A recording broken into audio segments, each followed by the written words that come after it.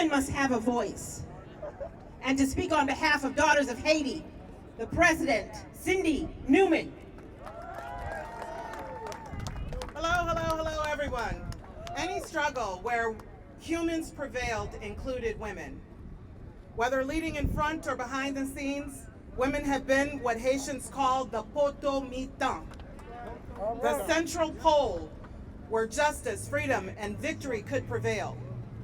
Today, Daughters of Haiti stands with the coalition of Haitian American organizations here in the Chicago area, and with all of our friends demanding fairness in asylum protection, and answers, more importantly, to the mistreatment of black-skinned migrants seeking refuge here in America. Come on. As daughters of our beloved Haiti, it is our struggle too. When we see our sisters, our children running to us for protection and being turned away, being abused, whipped and corralled by horse riding border patrol. Wait, in 19, it's not even 19, right? In 2021, we too flash back to our ancestors that had to fight for their freedom. We too flash back to where the mere color of our skin defined our worth to mankind. And for Haitians, we flash back to a time that our ancestors said, no more. We flash back to a revolution. And our mothers and our sisters were right there fighting for us to end injustice, fighting for freedom, and fighting for us, their future generations. And because of this, emancipation was imminent here in the United States. It took a little while longer though, but it is because of the Haitians' victorious revolt that black men and women here in the United States are free-ish.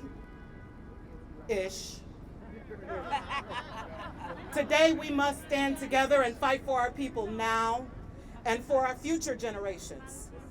I implore the women of Congress, the women in government, and in sisterhood to end the mistreatment of people of color at our borders.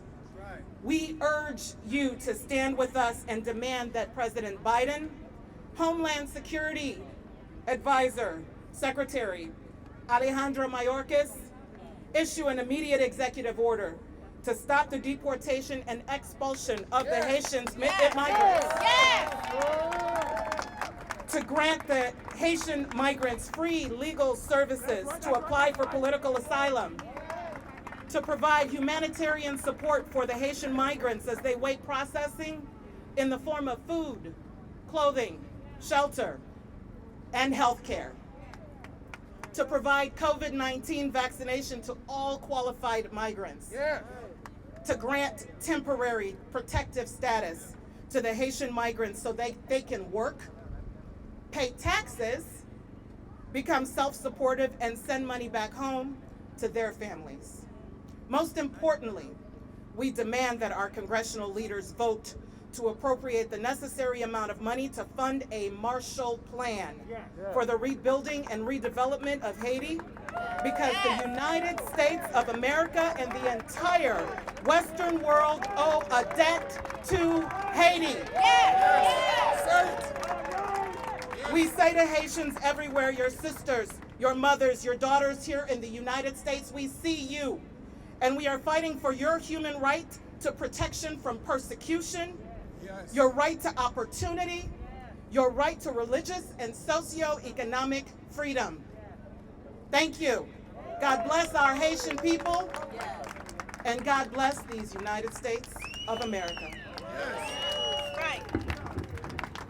Cyndee for office. We want to shout out ATU Local 308.